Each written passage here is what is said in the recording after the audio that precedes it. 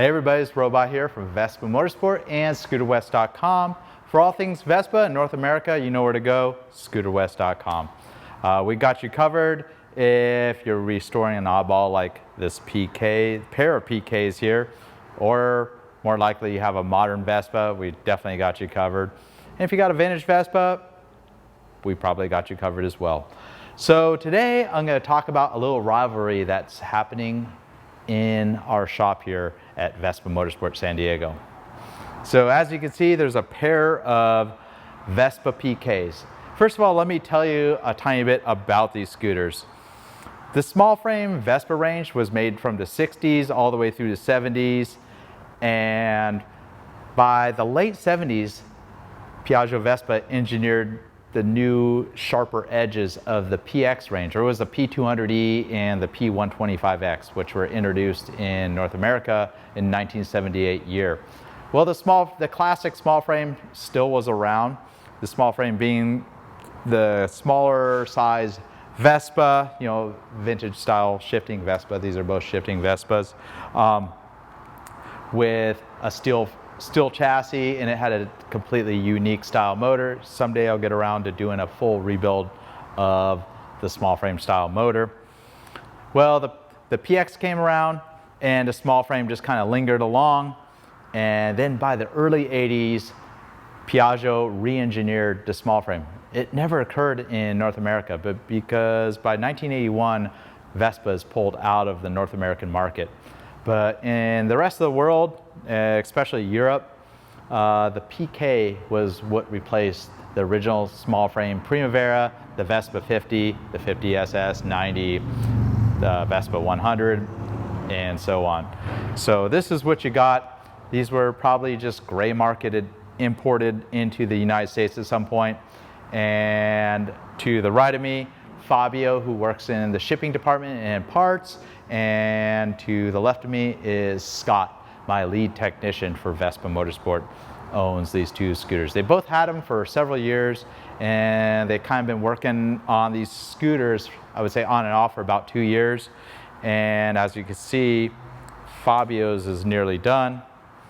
I know because he followed me along the whole entire parade day ride, 75 miles, and this thing sounded like a freaking dirt bike.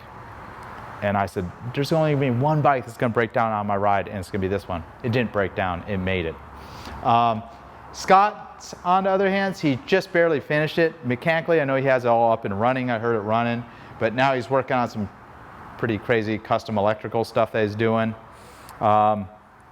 They kind of went similar directions in the engine build, and I'll talk about that a little later. I'll even start up Fabio's so you can hear it. But it's just a classic case of the classic performance rivalry. You know, it's like who can throw the most money and the most time, tuning efforts to make the fastest little hot rod, you know. First of all, I'll talk about the variations of these scooters. They're both PKs, I don't know, I would say 83, 84, 85, somewhere in that range. Like they made the scooter all the way up until the early 90s. And then was discontinued. Ironically, they made the classic small frame all the way into the 90s as well for some markets like Japan. And I kind of, years and years ago, I wanted to buy a Japanese market Vespa 50S just to have the last one. Kind of like how I have the very last PX 150. Pretty much the very last year of that PX 150 in 2017 model. After that, no longer made a shifting Vespa in Italy. They were made in other markets. But Fabio started out life as a PK125S, which was like kind of the top trim level of the PK range, 125. So it's got a 4-speed 125 engine. Probably good for, I would say maybe 90 kilometers an hour, 55 miles an hour in its stock form. Scott's, on the other hand, started out life as a PK50XL, which was the top level trim for the 50cc PK. So it had a 4-speed transmission. I don't know if they had a 3-speed. I don't know enough of the history of this bike. But it started out as the slower version. But body-wise, they're nearly identical. Normally you have the horn cover on this. Scott's isn't quite finished. He's got these trick-looking clear turn signals. The neat little detail on both of them is the horn is actually located in the glove box behind the leg shield. Not like the traditional Vespa where it's located under the horn cover. Kind of funny because this is called a horn cover, but there's no horn behind it. It's just kind of like an embellishment that covers this wiring. You can see there's some wiring in your ignition switch, fork bearings that are located under this. Kind of a different setup, kind of squaring it off and doing some different things for the 80s. Kind of that's the way the 80s, what the 80s were all about. They got a pretty cool Vespa badge of that classic block script was still carried through. Not the real classic Vespa look, you know, like the script look that came back, but got the little blue bar under there. Pretty cool looking fender. One thing about these scooters, they started using a lot more plastic. The body is all steel, but you got the horn cover and the fender that are made of plastic. They got this cool little mud flap, you know, rubber on them. So built a little different, you know, all this stuff's plastic. The bottom is a cast aluminum, just like a PX, no different there. They actually use the exact same size speedometer as the Vespa PX, slightly different look to it. But just kind of a unique little scooter. I'll pull this one out, kind of show you the side profile of a PK if you've never seen one. So the PK, they kind of have the same key lock for everything on them. Everything from the seat, the ignition, the comb lock, the glove box, and also the left and right doors are lockable as well. That's something that wasn't found on the standard small frame. There's usually separate keys for the few things that did lock on them. So you got a lockable engine compartment and you put the key in, you turn it at whatever that is, 9 o'clock, and then you just push this little button. It's a pretty neat little mechanism, and the little door drops down and you gain access to the motor. And very, very similar to the original small frame design. They made several improvements to the engine. Some of the models even had electric start on them. They've always had electronic ignition.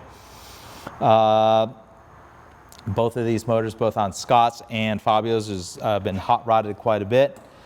And it just locks just like that. Pretty neat little design that they did. Something that we never saw here in North America. They have the glove box. I think maybe the lower trim models probably just had a little tray in there, if I recall. The standard foot brake that you'd find on any other vintage Vespa. This one's been upgraded to a hydraulic front disc brake. Yeah, I think this whole casting is actually from a PX with a disc brake versus the standard PK that had a mechanical drum that Scott still carries over. You got the clutch and the 4-speed shifting. You got all this classic, real blocky looking switch gear from the PX as well on here. There's an extra button because he's got a fancier SIP digital speedometer. He's got his phone mount, some more modern style mirrors, and Malossi grips. So let me tell you what's under the hood actually of both the scooters. They both have a Parma 144cc cylinder kit. A lot bigger than the original 135 Malossi cylinder kit that's been very popular on the 125 small frame, whether it's a Primavera, ET3, or even a PK125. The PK50, you have to do quite a bit more to bump it up to that size. It needs like a longer stroke crank. Fabio's, you can see, it's been heavily modified. The intake's in a different spot, and it's running a 32mm Keihin carburetor, and it's got this handmade pipe from E-Gig. It's kind of like this alien looking thing, and it sounds like a freaking dirt bike. So let's start it up. Let's see what it sounds like here. All right, let's turn on the feel. I need to do full choke. I think that's the choke that's set up. I don't know, I think he's got the cable hooked it. Well, we'll find out, because if I can't start it, I need to find a manual choke on the carburetor. So let's see what happens right here. Fabio! So guess what? The choke's not hooked up. I gotta open the seat, reach in here right in the carburetor, give it a full choke, and let's see if it fires right up.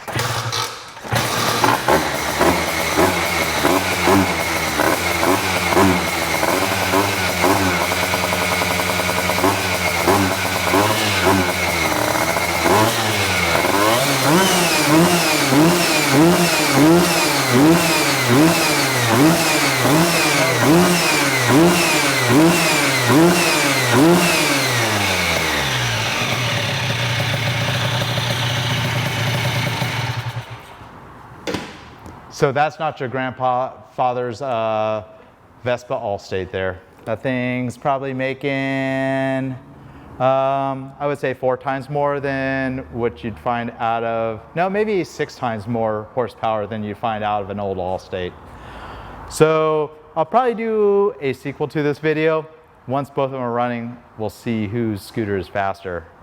So let me show you what's up with Scott's work in progress here. As you can see, there's all sorts of wiring goodies right here. He's working on getting all the electrical sorted out. You look at the back of the scooter, you can see there's no taillight because he's going to do some custom mod where both the turn signals are also the taillight and the brake light. So he's like kind of working on some trick stuff like that. Unlike Fabio's, these do not have the locks that are on the left and right doors. Pretty much you flip up this super sweet seat that Scott has. I think Scott has the seat down versus Fabio's just standard run-of-the-mill black seat. So there's no tank in here, but normally there's a pair of control cables with these knobs for both the left and the right cowls. And the way it works, you just pull this little thing and it pops open the cowl. And let's see what kind of pipe he's got in here. So Scott's scooter has a similar carburetor and engine build as Fabio's, but he's running a LTH German-made expansion chamber pipe on his scooter. So no fuel tank in this, but I'm just hoping there's enough gas inside this 30mm Del Orto carb to get it started. So we'll turn the ignition on. Ooh, it's got a choke that actually works. And let's cross my fingers, see if it starts up, if we hear anything. Oh, perfect.